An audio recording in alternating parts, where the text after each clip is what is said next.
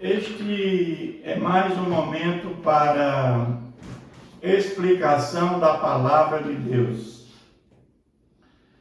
O texto base para a nossa reflexão está na carta de Paulo aos Coríntios, 1 Coríntios capítulo 8.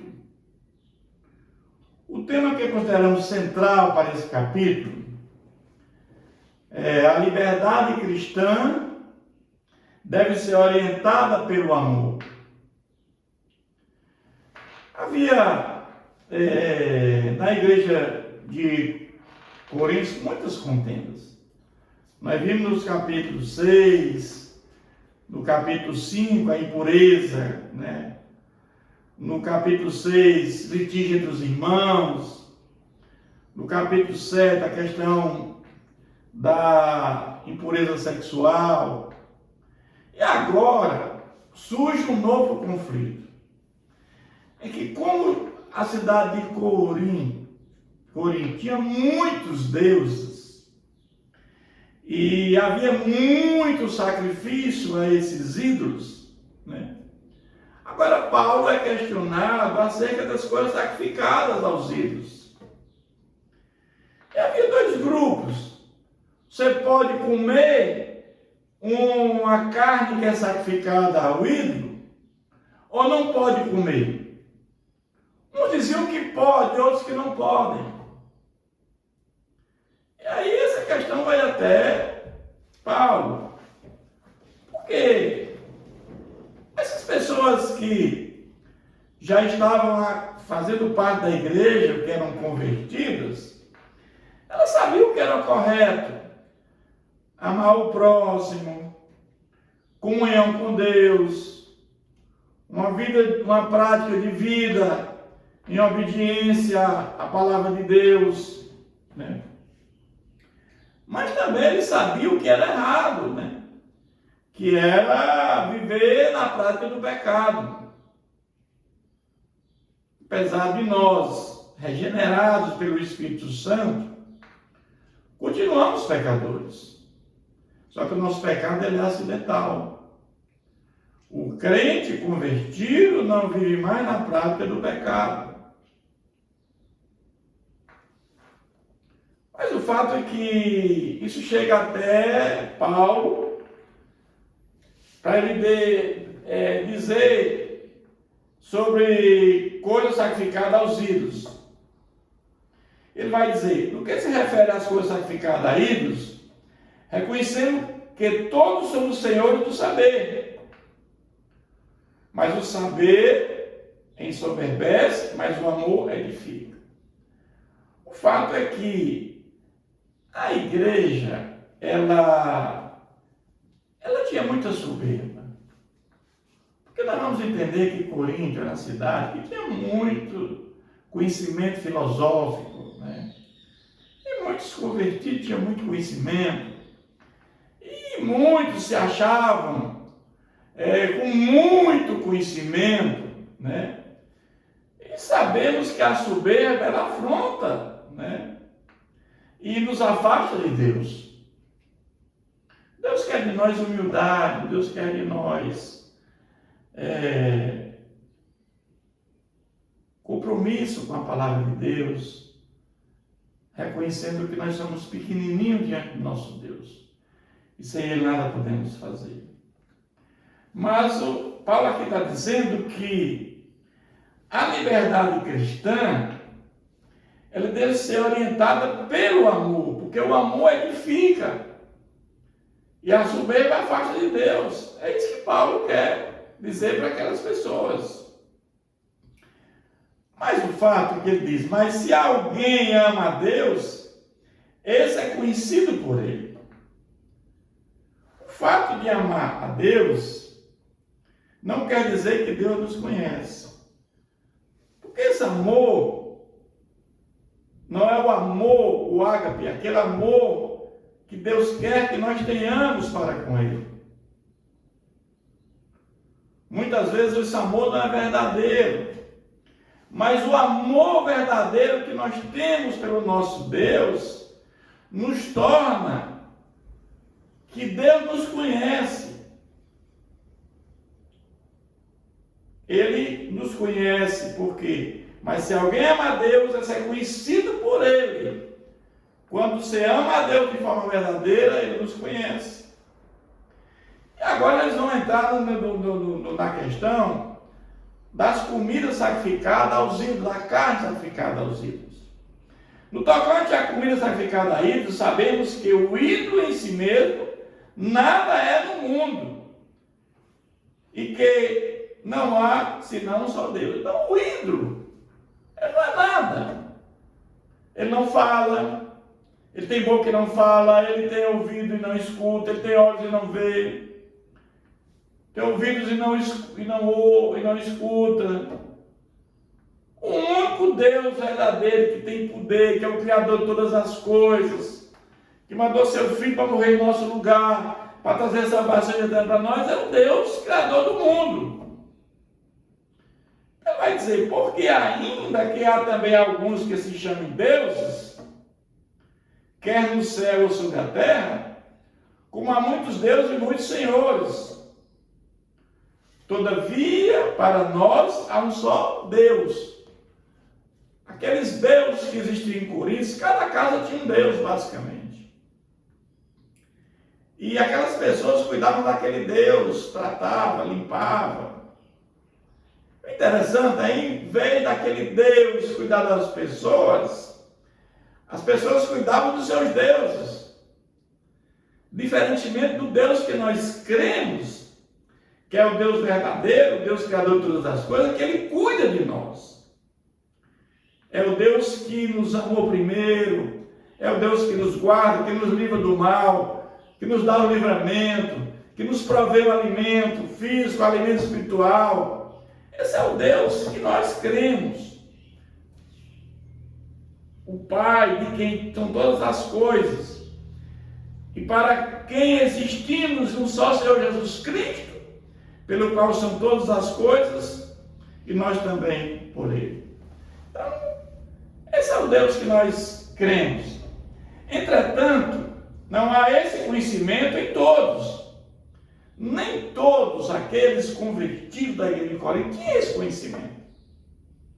Porque alguns, por efeito de familiaridade, até agora com o ídolo, ainda com dessas coisas, como a ele sacrificadas, e a consciência deste, por ser fraco, vem a contaminar-se. Vamos entender isso aqui, meus irmãos. Esses deuses faziam oferenda para eles, sacrifícios, carne. Essa carne era comida consumida naquele momento, consumida por aqueles sacerdotes pagãos, e aquela carne que sobrava ia para o mercado da época, para ser vendida.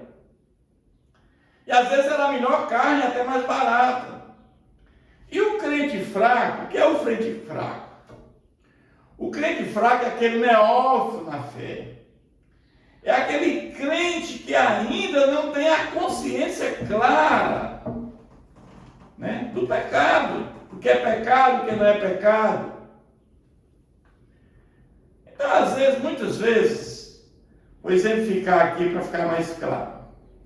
Você vai a um restaurante com um crente convertido há muitos anos, um crente maduro na fé, um crente que tem pleno conhecimento da palavra de Deus, e você almoça com aquele crente e no final o garçom te oferece um licor e você bebe. Aquele crente maduro, ele não vai se escandalizar, porque tomar uma taça de vinho, tomar um pouco de licor, não é pecado. O pecado é embriaguez. Mas se você vai para um restaurante com um crente fraco na fé, recém-convertido, que não entende a palavra, se você toma aquele licor, ele vai se escandalizar com você. É isso que está acontecendo aqui com relação à carne. Comer carne sacrificada a um ídolo, se eu não sei de onde ela vem, a procedência, não tem problema nenhum. Eu não vou chegar num local para fazer uma compra e perguntar quem produziu isso, de onde veio. Não tem interessa. A minha tem consciência, né? Não tem problema nenhum. Agora, se você chega numa casa para comer uma carne, a pessoa diz, essa carne aqui, eu sacrifiquei a ídolo, assim, assado, você não vai comer. Porque você está tendo agora a consciência que aquela carne foi feita para isso. Mas se você não tem, não há problema nenhum. Entretanto, ele vai dizer, não há esse conhecimento em todos. Porque alguns, por efeito de familiaridade, até agora com o ídolo, por quê? Porque são pessoas que eram pessoas que adoravam deuses pagãos, ainda comem essas coisas como agora as sacrificadas, e a consciência desse, por ser fraca, vem a contaminar. Vocês acham que essas pessoas fracas achavam que comer uma carne sacrificada a ídolo, né? Mesmo não sabendo que era sacrificada a ídolo, era pecado, não podia fazer isso. E aí ele vai dizer, Paulo vai dizer, não é a comida que nos recomendará a Deus, pois nada perderemos se não comermos, e nada ganharemos se comermos. Não tem problema nenhum. Você começa com uma comida sacrificada a ídolos, que eu não tenho consciência que ela foi, não tem problema nenhum.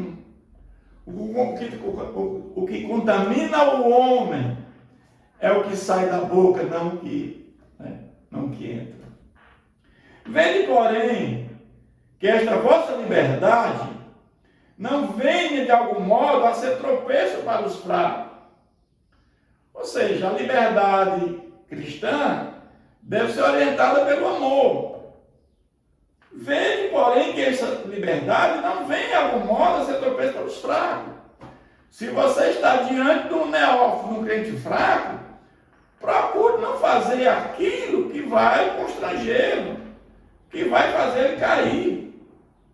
Porque se alguém te vir a ti, que é dotado de saber à mesa, ou seja, você é um crente maduro, em tempo de ídolo, não será a consciência de que o fraco é induzido a participar da comida santificada a ídolos? Assim, por causa do teu saber, parece o irmão fraco, pelo que o qual Cristo morreu. Então, assim, se você tem essa consciência de estar diante do crente fraco, neófito na fé, e ele entende dessa maneira, você evita isso. E assim, por causa do teu saber, perece o irmão fraco pelo qual Cristo morreu. Aquele crente fraco, certo? Temos que ter o cuidado para que ele não venha cair, ele não venha ser ultrajado, ele não venha achar que aquilo que está se fazendo é uma coisa errada, né? E que esse homem venha a tropeçar e a cair em função daquilo que está se cometendo. É isso que Paulo ele ressalta aqui nesse capítulo. E deste modo, pecando contra os irmãos, golpeando-lhes a consciência fraca, é contra Cristo que pecais. Se você tem consciência que aquele irmão não tem ainda maturidade espiritual suficiente para absorver aquilo, não é contra o irmão que você está pecando, está golpeando-lhes a consciência fraca. É contra o próprio Cristo que você está pecando. Porque você sabe que aquele crente fraco, ele precisa realmente, certo? Ele crescer espiritualmente, ele amadurecer espiritualmente. Irmãos, uma coisa que nós temos que entender. Você não pode passar anos e mais anos numa comunidade de fé e continuar a beber, continuar bebendo leite, continuar não sendo adulto. Quantas pessoas, meus irmãos, passam 20, 30 anos dentro de uma igreja, não sabe se quer fazer uma oração, não conhece nada da palavra de Deus, e continua neófito na fé, continua ainda. Por quê? Porque não tem um programa sistemático de oração, porque não tem um programa sistemático de leitura bíblica, de jejum. Então é preciso, para que você cresça na fé, você precisa profundidade na palavra de Deus, estudar a palavra de Deus. Não é só ler a Bíblia, é estudar a Bíblia. A palavra de Deus tem que ser estudada e não lida. Porque você tem uma Bíblia de um bom índice remissivo, você vai, à medida que você vai lendo, você vai remetendo a outros textos bíblicos, porque a Bíblia é muito clara, a palavra de Deus explica, né, a própria palavra, a Bíblia explica a própria Bíblia. Livro de autoajuda, não, a Bíblia explica a própria Bíblia. Tem versículos na Bíblia que eles não deixam de forma clara o entendimento, mas tem outros que vão clarificar e você vai entender. Então tem várias passagens na Bíblia que você tem a clareza em outros versículos da Bíblia. E aí ele vai dizendo assim, ele vai concluir dizendo: e por isto, se a comida serve de escândalo a meu irmão, nunca mais comerei carne, para que não venha escandalizá-lo. Paulo aqui, ele faz uma coisa radical. Irmão, se aquele crente fraco, ele entende que aquela carne sacrificada a ídolo, mesmo sem saber que ela foi sacrificada, e ele entende que ele acha que está sendo um pecado, não coma carne. Evite, junto a esse crente fraco, comer carne. Porque aqui você não vai escandalizá-lo, né? E ele não vai cair da fé, né? Ele não vai ser golpeado, né?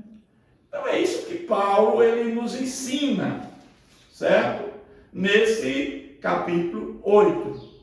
Que quando nós estamos diante de um crente maduro, nós temos consciência que não sabemos de onde a comida vem, ou até um pouco um licor ou um copo de vinho, não há problema nenhum. Mas se aquele crente é fraco, evite.